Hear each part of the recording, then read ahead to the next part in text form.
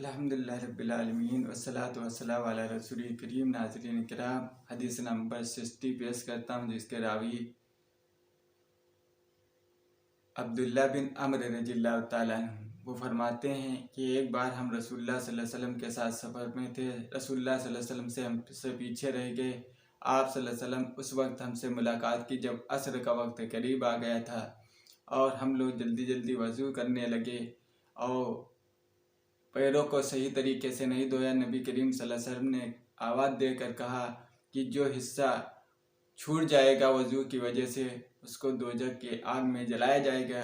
اور یہ آپ صلی اللہ علیہ وسلم نے بلند آواز سے 3 مرتبہ کہا، جبکہ آپ صلی اللہ علیہ وسلم کا معمول یہ تھا کہ کوئی بات آپ بلند آواز سے نہیں کہتے۔ اس طریقے سے اس حدیث سے یہ چیز ثابت ہوئی کہ نبی کریم صلی اللہ علیہ وسلم کوئی عمل کے اوپر اگر کوئی اس کو صحیح نہیں کر رہا تو بلند آواز سے کہہ سکتا ہے، جبکہ نبی کریم صلی اللہ علیہ وسلم کا خود کا یہ معمول تھا، آپ کوئی بات بلند آواز سے اس وقت کہتے کہ خطبے کے حال ہے، جسے صحیح مسلم کی روایت میں ہے کہ آپ صلی اللہ علیہ وسلم جب خطبہ دیتے تو بعض چیزوں پر آپ کی آواز بلند ہو جاتی، بعض چیزیں آپ نارمل طور پر سمجھاتے تھے۔ اس طریقے سے اس حدیث میں آپ صلی اللہ علیہ وسلم نے خاص کر یہ دھیان دیا کہ وضو میں کوئی حصہ خشک نہ رہ جائے جو دوزخ کی خرابی کا باعث بنے۔ تو اس وجہ سے ہم کو بہت اطمینان سے وضو کرنا چاہیے اور بہت بہتر طریقے سے ایک ایک حصے کو دھونا چاہیے۔ آپ دیکھیں کہ اگر کسی وقت دیر میں آتے ہیں، یعنی تاخیر سے آتے ہیں، تو اگر جلدی جلدی وضو کرتے ہیں، وضو کرنے کی وجہ سے آپ دیکھیں جلدی جلدی وضو کرتے ہیں اور پھر نماز کے اندر بھی جلدی سے شامل ہو جاتے ہیں، تو ہمارا یہ عمل جو ہوتا ہے اطمینان بخش نہیں ہوتا، یعنی پھر نماز میں بھی ایک الجھن سی مچی رہتی ہے، کیونکہ یہ تاخیر ہو گئی نا۔ لیکن اچھے طریقے سے جب آپ وضو کریں گے اور جماعت کے اندر شرکت ہوگی آپ کی، تو نماز کے اندر جو اطمینان ہوگا وہ قابل قبول ہوگا، وہ اچھا لگے گا آپ کو، ہر ایک چیز پر آپ دھیان دیں گے۔ ورنہ اگر آپ کی سورہ فاتحہ نکل جائے گی تو آپ اس کو پڑھنے میں کوشش کریں گے، تب تک امام تمہارا کیس شروع کر دے گا، تو اس کے اندر دل میں بھی یہ اتفاق ہو کبھی آپ کے ساتھ یہ سابقہ پیش آ جائے، اب مستقل طور پر آپ کا یہ معمول ہے یہ بات، اور اللہ کے رسول صلی اللہ علیہ وسلم نے بتایا بھی ہے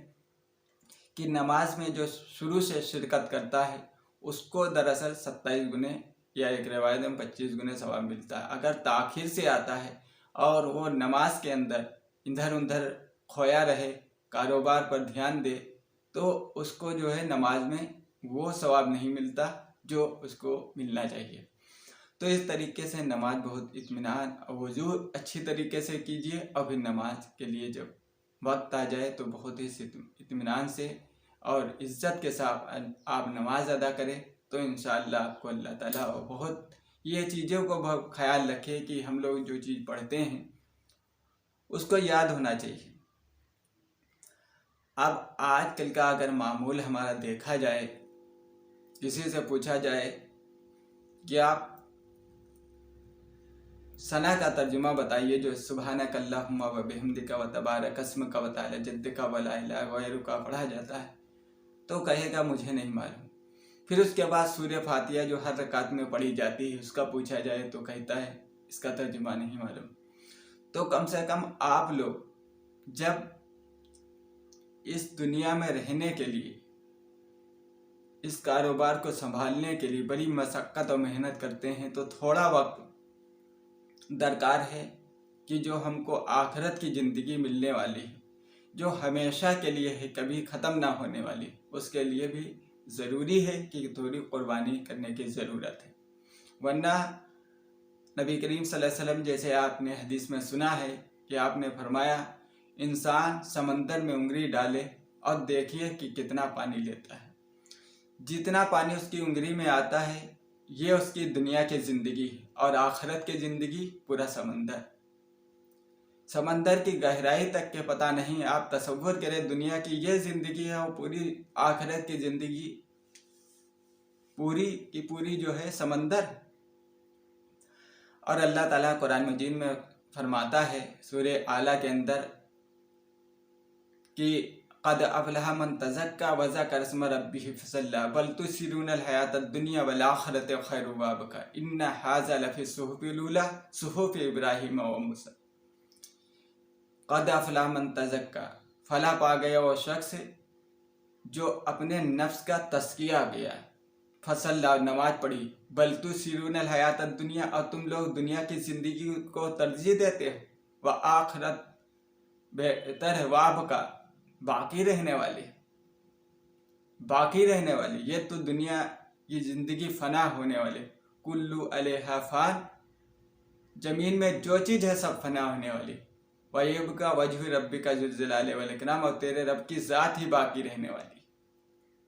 تو یہ دنیا کی زندگی فنا ہونے والی، ہم اس کے چکر میں پڑے ہوئے، بہت مختصر زندگی ہے۔ آپ یہ تصور کریں کہ ہم لوگ دیکھتے ہی دیکھتے اتنی عمر کو پہنچ گئے، اور کب ہماری موت آ جائے کسی کو نہیں پتہ، لیکن ہم لوگ شیطان کے نقش قدم پر چلے جا رہے ہیں، اور قرآن حدیث پر بالکل ہمارا دھیان ہی نہیں گزرتا کہ کل قیامت کے دن اللہ تعالیٰ سوال کرے گا تو کیا اس کے سامنے جواب دیں گے۔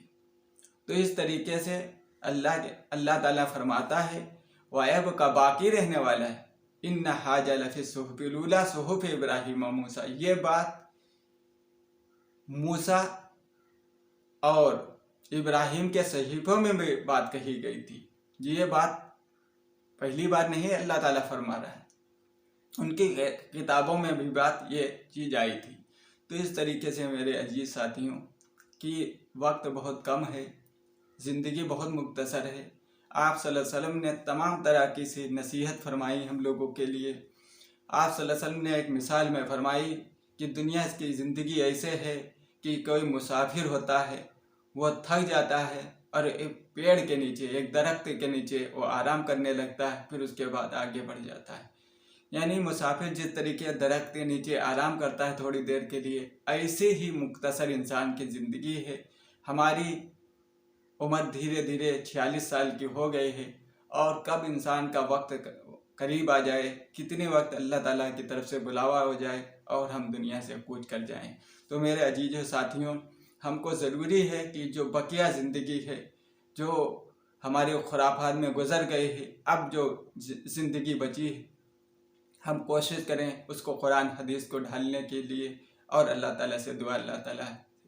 سے اے مولا کریم ہم کو بھی قرآن پر اور حدیث پر چلنے کی توفیق عطا فرما، ہم کو سماج کی برائیوں سے بچنے کی توفیق عطا فرما، ہمارے گناہوں سے درگزر فرما۔ وآخر دعوانا ان الحمد للہ رب العالمین۔ السلام علیکم ورحمۃ اللہ وبرکاتہ۔